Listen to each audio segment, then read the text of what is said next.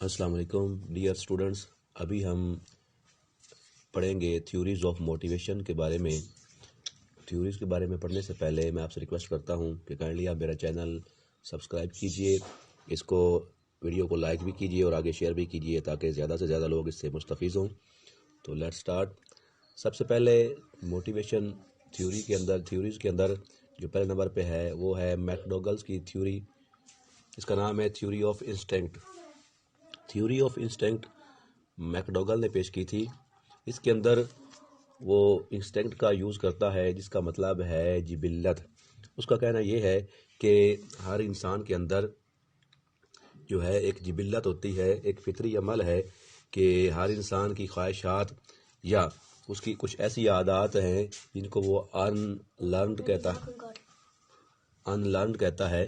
جن کو سیکھنا نہیں پڑتا، وہ پہلے سے موجود ہوتی ہیں۔ کہتا ہے کہ وہ ہر انسان کے اندر موجود ہوتی ہیں، اور کوئی چیز بھی دیکھنے کے بعد یا کوئی کام کرنے کے بعد آٹومیٹکلی جو ہے ایک ریفلیکسو بیہیویئر جو ہے وہ ڈیولپ ہوتا ہے، جس کا مطلب یہ ہے کہ انسان کے وہ چیز کنٹرول میں نہیں ہوتی، وہ آٹومیٹکلی وہ خود ہی اس کو کرتا ہے۔ اس کی مثال انہوں نے یہ دی کہ جیسے کہ اگر ایک بچہ سامنے کھڑا ہے تو وہ دیکھتا ہے کہ آگے سے ایک بیل آ رہا ہے، تو وہ جب بیل کو دیکھے گا، سب سے پہلے اس کو دیکھے گا، تو اس کے لیے انہوں نے یوز کیا کہ کوگنیشن یعنی کہ اس کو دیکھے گا، سمجھے گا۔ پھر اس کے بعد جو ہے پھر نیکسٹ انہوں نے کہا کہ افیکشن۔ اب کیا ہے، اس کو وہ پہچانے گا، اب دیکھے گا کہ وہ خطرے کو بھانپے گا کہ یہ اس کے لیے جو ہے نقصان کا سبب ہوگا، اس کو مارے گا۔ تو اب نمبر 3 پہ وہ ہے کنیشن، کہ اس میں کیا ہے کہ وہ دیکھنے کے بعد فوراً وہ بھاگ جائے گا۔ تو یہ کیا ہے، یہ فطری عمل ہے۔ اب خطرے کو دیکھا فوراً بھاگ گیا۔ یا کہ اس کی ایک اگلی مثال ہے کہ جیسے اگر ہمارا ہاتھ کسی گرم کی چیز کو چھوتا ہے، چھونے کے بعد کیا ہے، ہم فوراً جو ہے اس کو پیچھے کھینچ لیتے ہیں۔ یا کہ ہمارا آنکھوں کا جھپکنا، پلکوں کا جھپکنا، یا کہ ہمیں بھوک کا لگنا، نیند کا آ جانا، تو یہ کیا ہے، یہ ایسے عوامل ہیں جن کو سیکھنا نہیں پڑتا، یہ انسان کے اندر پہلے سے موجود ہوتے ہیں، جن کو ان لرنڈ بیہیویئر کہا گیا ہے۔ اور ہمارا ریفلیکسو بیہیویئر جو ہے، کسی چیز کو دیکھنے کے بعد جو ہم فوراً اندر سے ہماری جو ہے ایک کیفیت ظاہر ہوتی ہے، رونما ہوتی ہے، اور ہم فوراً جو ہے اس کا ایک ایکشن کا ری ایکشن دیتے ہیں، تو اس کو بولتے ہیں انسٹنکٹ۔ تو اس تھیوری کے اندر یہ باتیں کی گئی ہیں، اس کو کہا گیا تھیوری آف انسٹنکٹ۔ اور نمبر 2 پہ ہے آگے کلارک ہل کی ڈرائیو ریڈکشن تھیوری ہے، جس کے اندر اس نے یہ ذکر کیا ہے کہ ہر انسان کے اندر بایولوجیکل نیڈز کے تحت کچھ اپنی خواہشات ہوتی ہیں۔ خواہشات یعنی کہ انسان کے اندر ہر چیز کے بارے میں، مختلف اشیاء کے بارے میں کچھ خواہشات ہوتی ہیں، تو کیا ہے، ان کو اگر کہتا ہے کہ پورا کر دیا جائے تو اس کے بعد وہ ہومیوسٹیسس جو ہے، اس کے درمیان جو ایکولیبرم جو ہے وہ رونما ہوتا ہے، اور وہ تسکین محسوس کرتا ہے، جس سے اس کو پھر موٹیویشن ملتی ہے۔ مثال کے طور پر وہ یہ کہتا ہے کہ ہر انسان کی ضرورتیں ہیں، ضروریات ہیں، جیسے کہ کھانے پینے کی ضرورتیں ہیں، اور اچھا لباس پہننے کی ضرورت ہے، اچھا آدمی بننے کی ضرورت ہے، اور اس کے علاوہ آسائش زندگی جو ہے وہ یعنی کہ اس کو طلب کرنا، اس کا ملنا، یہ انسان کی بنیادی ضروریات ہیں۔ اس کو سیفٹی ملے، اس کو سکون و راحت ملے، تمام طرح کی یہ ضروریات جو ہے نا، کہتا ہے کہ یہ انسان کی ہیں، اور ہر انسان یہ چاہتا ہے، اور اس کے اندر یہ جبلت جو ہے اندر اس کے موجود ہوتی ہے، ایک نیچرلی جو ہے ایک فطری عمل جو ہے اس کے اندر موجود ہوتا ہے، اور وہ ان کو جو ہے پورا کرنا چاہتا ہے۔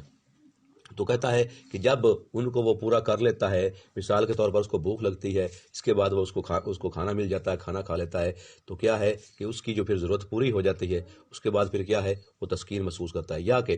کسی کیفیت کے اندر جب وہ غصے کی حالت میں ہوتا ہے، اس کو غصہ آتا ہے، غصہ جب آتا ہے تو پھر کیا ہے، وہ ایک رسپانس دیتا ہے، لیکن اگر سے اس کو جو ہے اچھا رسپانس دیا جائے تو پھر کیا ہے، یا اس کا غصہ نکل جائے، آگے والا جو ہے اچھے طریقے سے اس کے ساتھ بیہیو کرے، اس کا غصہ ٹھنڈا ہو جائے، پھر کیا ہے، اس کے بعد جو پھر وہ اپنی ایک سیٹسفائیڈ جو ہے کنڈیشن میں آ جاتا ہے، اور پھر پرسکون ہو جاتا ہے، جس کو ایکولیبرم یا ہومیوسٹیسس کا عمل کہا گیا ہے۔ اس نے اس کے لیے ہومیوسٹیسس کا جو ہے وہ ورڈ یوز کیا ہے۔ اس کے بعد ہے، اور پھر وہ جو کیا ہے، پھر وہ موٹیویٹ ہوتا ہے۔ اس کے بعد جو کیا ہے، نمبر 3 پہ وہ یہ ہے فرائڈ کی سائیکو انالیسس تھیوری۔ اس کے اندر بھی اس نے یہ کہا ہے کہ اس نے جو ہے ٹرمز یوز کی ہیں، اس نے ایڈ کا استعمال کیا ہے، سپر ایگو کا اور ایگو کا استعمال کیا ہے۔ کہتا ہے کہ انسان کے اندر اچھی بری خواہشات ہوتی ہیں اور وہ اس کی تسکین چاہتا ہے، اور اس کی ایک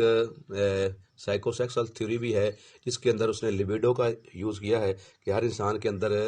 سیکسول سیٹسفیکشن کے لیے خواہشات ہوتی ہیں، اگر وہ پوری ہو جاتی ہے تو پھر وہ تسکین محسوس کرتا ہے اور پھر موٹیویشن اس کو ملتی ہے، پھر وہ آگے اپنا جو بھی کام کرنا چاہتا ہے وہ کر لیتا ہے، جس کو بعد میں ریجیکٹ کیا گیا تھا۔ اس کے اوپر کافی تنقید ہوئی، لیکن جو اس کی تھیوری ہے سائیکو انالیسس، اس کو کافی شہرت ملی۔ اس کے اندر اس نے کہا کہ یعنی کہ جو بری انسان کے اندر کچھ خواہش ہوتا،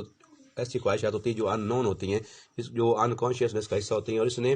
موضوع بنایا تھا، انکانشیسنیس کو حصہ بنایا تھا، اور اس کے اوپر اس نے ڈسکشن کی تھی۔ اس نے کہا تھا کہ وہ ایسی کچھ باتیں ہیں جو انسان کے اندر خواہشات جو پوشیدہ ہوتی ہیں اور باوقت ضرورت جو ہے وہ سامنے آتی ہیں اور ان کی وہ تسکین چاہتا ہے۔ اس کو اس نے ایڈ کا نام دیا ہے۔ ساتھ میں اس نے کہا کہ کچھ اس کے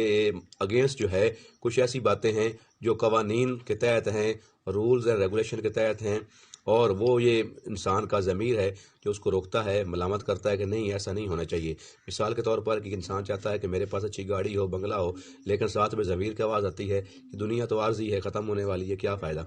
تو کیا ہے یہ جو روکنے والی قوت ہے وہ انسان کا سپر ایگو ہے، وہ اس کا ضمیر ہے، اور جو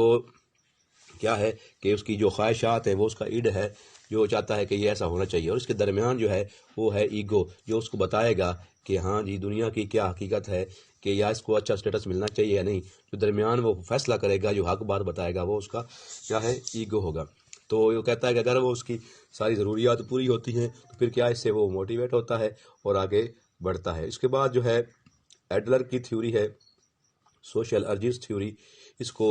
سوشل انٹرسٹ تھیوری بھی کہا گیا ہے، انڈیویجول سائیکالوجی بھی کہا گیا ہے، اس کے مختلف نام ہیں، سوشل انٹرسٹ تھیوری بھی اس کو کہتے ہیں۔ تو اس کے اندر یہ جو ایڈلر تھا یہ شاگرد تھا فرائڈ کا، یہ فرائڈ کا شاگرد تھا، اور اس نے فرائڈ کی مخالفت کی تھی۔ فرائڈ کی جو تھیوری ہے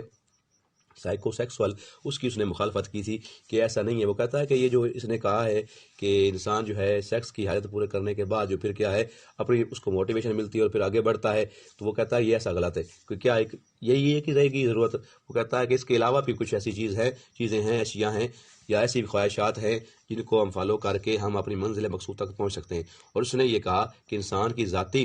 جو ہے کچھ ایمز ہوتے ہیں، کچھ کہتا ہے کہ اس نے آبجیکٹیوز بنائے ہوتے ہیں، کچھ اس کی گولز ہوتی ہیں، جس کو اگر وہ اس کو اپنا مشن بنا لیتا ہے تو اس کے دوران کیا ہے اس کو پھر مشکلات کا سامنا کرنا پڑتا ہے، یعنی کہ اس کے اندر وہ انفیریورٹی کا جو ہے کمپلیکشن کا شکار ہوتا ہے، انفیریورٹی کمپلیکشن کا شکار ہوتا ہے، لیکن اس کا وہ کہتا ہے کہ وہ مقابلہ کرتا ہے مردانہ وار، اور اپنے مقصد کو، اپنے مشن کو سامنے رکھتے ہوئے پھر وہ آگے سپیریورٹی کی طرف بڑھتا ہے، وہ سپیریئر ہو جاتا ہے، سپیریورٹی جو ہے اس کے اندر آتی ہے، تو پھر جو ہے وہ آگے بڑھتا ہوا اپنی منزل تک پہنچتا ہے، اور وہ یہ کہتا ہے کہ اس طرح سے وہ اپنے ذات کو پہچانتا ہے، اور وہ یہ سمجھتا ہے کہ ایک معاشرے کے اندر، ایک سماج کے اندر اس کا کیا مقام ہے، اور لوگوں کی اس سے کیا توقعات ہیں، اور لوگ اس سے کیا طلب کرتے ہیں۔ تو یہ اس کو انڈیویجول سائیکالوجی بھی کہا گیا ہے کہ انفرادیت کے بارے میں ہے، ایک فرد اپنے بارے میں کیا سوچتا ہے اور وہ معاشرے سے اپنا کیسے انٹر لنک کرتا ہے اور لوگ اس سے کیا طلب کرتے ہیں۔ تو کہتا ہے کہ اپنے وہ مقاصد طے کرتا ہے جس کے تحت وہ اپنی منزل تک پہنچ جاتا ہے، اور اس نے یہ مخالفت کی تھی فرائڈ کی، اور اس نے کہا تھا اگر وہ جب اس کے بعد پھر وہ کہتا ہے کہ جب اس کو منزل مقصود مل جاتی ہے نا، انفیریئر کنڈیشن سے گزرتے ہوئے، کمپلیکشن سے گزرتے ہوئے، تو پھر وہ سپیورٹی کی طرف جب آتا ہے تو پھر کیا ہے جب اس کا وہ مقصد اس کو حاصل ہو جاتا ہے تو پھر وہ اس کو موٹیویشن ملتی ہے اور پھر وہ مزید اس میں آگے بڑھتا ہے۔ نیکسٹ جو ہمارے پاس وہ ہے موٹیویشن کی تھیوری ہے وہ ہے گول اورینٹڈ تھیوری، اس کو تھیوری آف کوگنیٹیوزم بھی کہا گیا ہے اور گول سیٹنگ تھیوری بھی کہا جاتا ہے۔ یہ ولیم جیمز نے دی تھی، اس کو بعد اس کے اوپر پھر جارج ملر نے بھی اس کے اوپر کام کیا تھا۔ اس کے اندر یہ کہا گیا ہے کہ جب ایک فرد یا جب ایک طالب علم کوشش کرتا ہے، یا جب کوئی بھی بندہ کوشش کرتا ہے کسی بھی چیز کو حاصل کرنے کی، اور وہ اپنے کچھ گولز بنا لیتا ہے، کچھ مقاصد بنا لیتا ہے، اور اس کے اوپر پھر وہ کام کرتا ہے، تو پھر کیا ہے وہ اس کو پا لیتا ہے۔ اور وہ کہتا ہے کہ یہ اس کے لیے موٹیویشن کا سبب ہوتا ہے کہ جب اس کے لیے وہ کوشش کرتا ہے، ایفرٹ کرتا ہے، اور اپنی گولز کو سامنے رکھ کر اس کے اوپر ورک کرتا ہے اور محنت کرتے ہوئے جب وہ اس کو حاصل کر لیتا ہے تو پھر اس کو تسکین ملتی ہے۔ مثال کے طور پر اگر ایک بندہ ٹیچر بننا چاہتا ہے تو اس کے لیے وہ اسٹڈی کرے گا، اچھی طرح سے پڑھے گا، پھر جب اس کو وہ جاب مل جائے گی تو پھر اس کو وہ تسکین ملے گی۔ پھر کیا ہے کہ نیکسٹ وہ اگلی ہائر پوسٹ کے لیے بھی اپلائی کرے گا، اس کو پتہ ہوگا کہ میں نے کوشش کی تھی، مجھ کو یہ پوسٹ ملی ہے، تو اگر میں اور کوشش کروں گا تو اس سے بھی آگے بڑھ جاؤں گا۔ تو یہ ہے goal oriented theory given by William James and George Miller. ہمارے پاس اس کے بعد نیکسٹ جو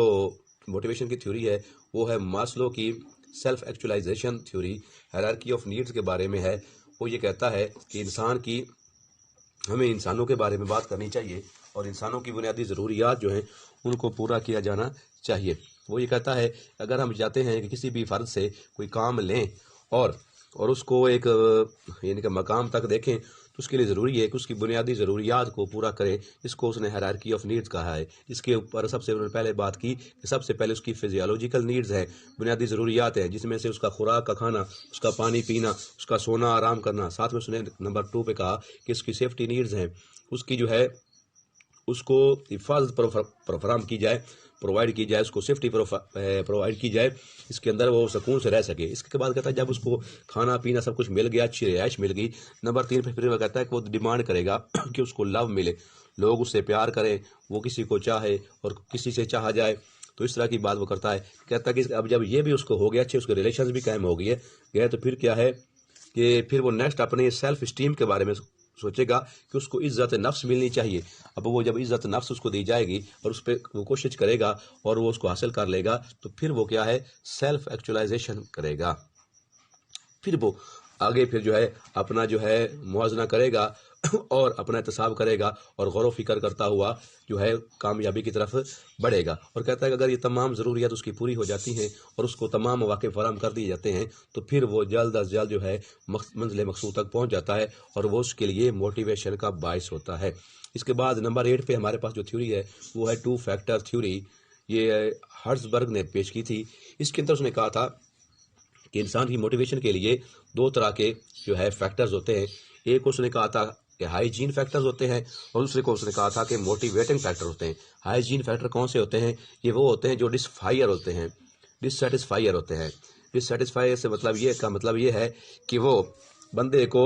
نیچے کی طرف کھینچتے ہیں کہ آگے نہ بڑھو، یہ نہیں کہ وہ کسی بھی کام کے اندر رکاوٹ حائل کرتے ہیں، آگے بڑھنے سے اس کو روکتے ہیں۔ اور جب اس کے اگینسٹ دوسری طرف جو ہے وہ موٹیویٹنگ فیکٹرز ہوتے ہیں جو اس کو بڑھاتے ہیں کہ آگے بڑھو، تم نے منزل کو پا لینا ہے۔ فار ایگزامپل کہ آپ تیاری کر رہے ہیں لیکچرشپ کی تو بہت سے لوگ ایسے ہوں گے جو کہیں گے کہ تم تو پاگل ہو جاؤ گے، دن رات پڑھتے رہتے ہو، سارا دن پڑھتے رہتے ہو، تم اندھے ہو جاؤ گے، تم بہرے ہو جاؤ گے، اس طرح کی باتیں کرتے ہیں، تم لیکچر سنتے ہو، تم ویڈیو دیکھتے ہو، اندھے ہو جاؤ گے، کتابیں پڑھتے ہو، یہ ساری باتیں جب کہیں گے یا کہیں گے کتنی محنت کرتے ہو، کیا ملنا ہے، کوئی فائدہ نہیں، تو یہ کیا ہے آپ کے ہائیجین فیکٹر ہیں جو آپ کو ڈسسیٹسفائی کرتے ہیں، رکاوٹ حائل کرتے ہیں۔ لیکن یہ آپ کو تحریک بھی دیتے ہیں ساتھ میں کہ نہیں، یہ پھر آپ کیا ہے آپ اور موٹیویٹ ہوتے ہیں، کہتے ہیں کہ نہیں یہ جو کہہ رہے ہیں میں نے ان کو غلط ثابت کرنا ہے اور میں نے آگے بڑھنا ہے۔ دوسری طرف کیا ہے موٹیویٹنگ فیکٹر ہے، سپوز کہ آپ کے پیرنٹس ہیں، وہ آپ کو موٹیویٹ کریں گے، آپ کے ٹیچر آپ کو موٹیویٹ کریں گے اور آپ کے فرینڈز کچھ ہوں گے جو آپ کو موٹیویٹ کریں گے کہ نہیں ایسا نہیں ہے، آپ یقیناً آپ اس کے لیے ایلیجیبل ہو، آپ کر سکتے ہو اور آپ میں وہ پوٹینشیل، آپ میں وہ پاور ہے، تو اس سے کیا ہے آپ آگے بڑھیں گے۔ تو اس طرح سے آپ کیا ہے جب اس منزل کو پا لیں گے تو اس کے بعد آپ کے اندر وہ ایک جذبہ لگن ہوگا کہ آپ مزید آگے اور کام کریں۔ فار ایگزامپل آپ نے لیکچرشپ کے لیے